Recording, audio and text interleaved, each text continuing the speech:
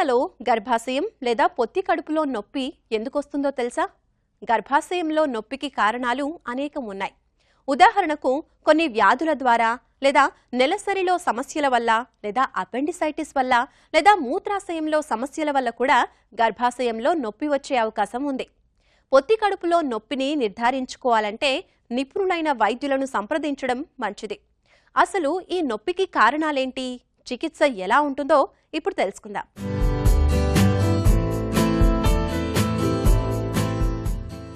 స్త్రీలలో పొత్తి కడుపు కింది భాగంలో ఉండేదే గర్భాశయం. అయితే ఈ గర్భాశయంలో కొన్నిసార్లు నొప్పి వస్తూ ఉంటుంది.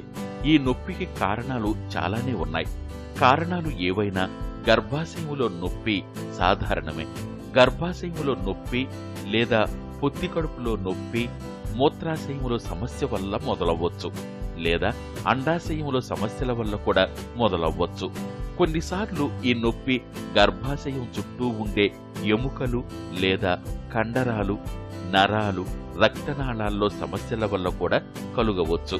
ఈ నొప్పి కొంతమందిలో కొంతకాలం మాత్రమే ఉండొచ్చు, మరికొంతమందిలో దీర్ఘకాలికంగా ఉండవచ్చు.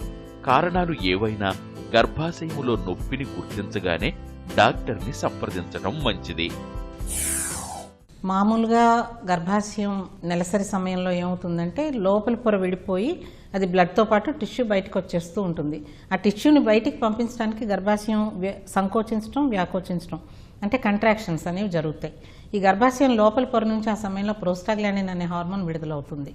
ఈ ప్రోస్టాగ్లాండిన్ ఈ గర్భాశయం ముడుచుకోవటాన్ని ఎక్కువ చేస్తుంది. గర్భాశయం ఎప్పుడైతే గట్టిగా ముడుచుకుంటుందో అప్పుడు దానికి రక్త ప్రసరణ తగ్గిపోయి నొప్పి అనేది మొదలవుతుంది. సో ఈ పెయిన్కి కారణం ఈ ప్రోస్టాగ్లాండిన్ ఒకవేళ కొంతమందిలో ఎక్కువగా స్రవించవచ్చు, లేదా ఇంకొంతమందిలో మామూలుగా స్రవిస్తున్నా కూడా గర్భాశయం యొక్క నాడీ కణజాలం ఎక్కువ సెన్సిటివ్గా ఉండొచ్చు, అది కారణం. సంవత్సరాల తరబడి అసలు ఏమీ నొప్పి లేకుండా, అసలు మెన్సెస్ అయిందని కూడా పెద్ద ఏమీ ఇబ్బంది లేకుండా మామూలుగా తిరిగే అమ్మాయిలు సడన్గా నొప్పి మొదలైతే చాలా జాగ్రత్తగా ఉండాలి. ఎందుకంటే ఖచ్చితంగా ఏదో ఒక కారణం ఉంటుంది. ఈ కారణాలు అనేవి సాధారణంగా గర్భాశయం లోపల పాలిప్స్ ఉండొచ్చు, ఫైబ్రాయిడ్స్ అనే గడ్డలు ఉండొచ్చు, లేదా ఎడినోమయోసిస్ అని చెప్పి గర్భాశయం మొత్తం గట్టిపడిపోయి వాపు వచ్చి అది ఉండొచ్చు, లేదా ఎండోమెట్రియోసిస్ అని గర్భాశయం లోపల పొర కటివలయం లోపల ప్రవేశించి చుట్టూ అతుక్కుని పెద్ద పెద్ద గడ్డలు, సిస్టులు అతుక్కుపోవటం, ఇవన్నీ జరగవచ్చు. ఎండోమెట్రియోసిస్ అంటారు దీన్ని. లేదా పెల్విక్ ఇన్ఫ్లమేటరీ డిసీజ్, ట్యూబుల్లోనూ ఓవరీస్లోనూ పెల్విస్లోనూ ఇన్ఫెక్షన్ ఉండొచ్చు. సో ఇవన్నీ కూడా కారణాలు. ఇంతకుముందు ఎప్పుడూ లేనప్పుడు ఈ రకంగా నొప్పి కొత్తగా మొదలైతే తప్పనిసరిగా డాక్టర్కి చూపించుకోవాలి. చెప్పుకుంటూ పోతే గర్భాశయంలో నొప్పికి కారణాలు ఒకదాన్ని మించి ఒకటి చాలానే ఉన్నాయి. కారణాలు ఖచ్చితంగా తెలిస్తే దానికి తగిన మందులు వాడవచ్చు, లేదా వెంటనే డాక్టర్ని సంప్రదించి సరి అయిన చికిత్స తీసుకోవడం మంచిది. మూత్రంలో వచ్చే ఇన్ఫెక్షన్ గర్భాశయంలో నొప్పికి ముఖ్య కారణంగా చెప్పుకోవచ్చు. దానిని నిర్ధారించడం కోసం మూత్ర పరీక్షను చేస్తారు డాక్టర్లు. అండాశయంలో సిస్టులు కూడా గర్భాశయంలో నొప్పికి కారణం కావచ్చు. ఈ సిస్టులను గుర్తించడానికి అల్ట్రాసౌండ్ స్కాన్ కూడా చేయాల్సి ఉంటుంది.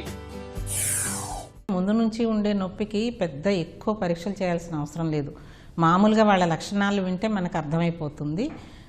మహా అయితే ఊరికే డాక్టర్ పరీక్ష చేసి చూడటం, మామూలు సాధారణ రక్త పరీక్ష, మూత్ర పరీక్ష, ఇంకా అవసరం అనుకుంటే ఇంకేమీ లేదు అని నిర్ధారించుకోవడానికి ఒక అల్ట్రాసౌండ్ స్కాన్ ఇంతవరకు చేస్తే సరిపోతుంది. తర్వాత కొత్తగా నొప్పి వచ్చిన స్త్రీలకు మాత్రం చాలా వివరంగా పరీక్షలు చేసి చూడాలి.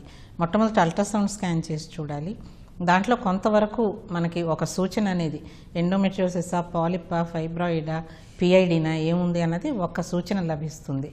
ఆ తర్వాత దాన్ని బట్టి మనం ఫర్దర్ పరీక్షల గురించి నిర్ణయించుకోవాలి. సాధారణమైన కడుపు నొప్పితో బాధపడే పిల్లలు, చిన్నపిల్లలకి, మెన్సెస్ కొత్తగా స్టార్ట్ అయిన పిల్లలకి మామూలు ఏదైనా పెయిన్ కిల్లర్స్ ఇస్తే సరిపోతుంది. ఇంతకు మించి పెద్ద ఇది అవసరం లేదు. అయితే వాళ్ళకి కొంత జీవన శైలి గురించి కూడా కొంత సలహా ఇవ్వటం మంచిది. చక్కటి వ్యాయామం చేయటం, కొన్ని రకాల యోగా పోస్చర్స్, అంటే నిపుణులైన టీచర్ల వద్ద శిక్షణ తీసుకుంటే పెల్విక్ బ్లడ్ ఫ్లో అవి సెటిల్ అవ్వటానికి కొన్ని పోస్చర్స్, తర్వాత ఎక్సర్సైజు, మంచి ఆహారం, ఇవన్నీ కూడా చాలా వరకు రిలీఫ్ ఇస్తాయి. గర్భాశయంలో పాలిప్ ఉంటే హిస్టోస్కోపీ చేసి తీసేయాలి. మరి ఫైబ్రాయిడ్స్ గడ్డలు ఉంటే వాటిని లోపలి పొరలో ఉంటే హిస్టోస్కోపీ ద్వారా, లేదా కండరంలో బయటికి ఉంటే లాప్రోస్కోపీ ద్వారా అవి తీసేయచ్చు. ఎడినోమయోసిస్ ఉంటే దానికి మామూలు మందులే చికిత్స చేయాల్సి ఉంటుంది. శారీరక సమస్యలే కాకుండా కొన్నిసార్లు మానసిక సమస్యలు అంటే మానసిక ఒత్తిడి, డిప్రెషన్, ఆందోళన వంటివి కూడా స్త్రీలలో పొత్తి కడుపు నొప్పికి కారణాలు కావచ్చు.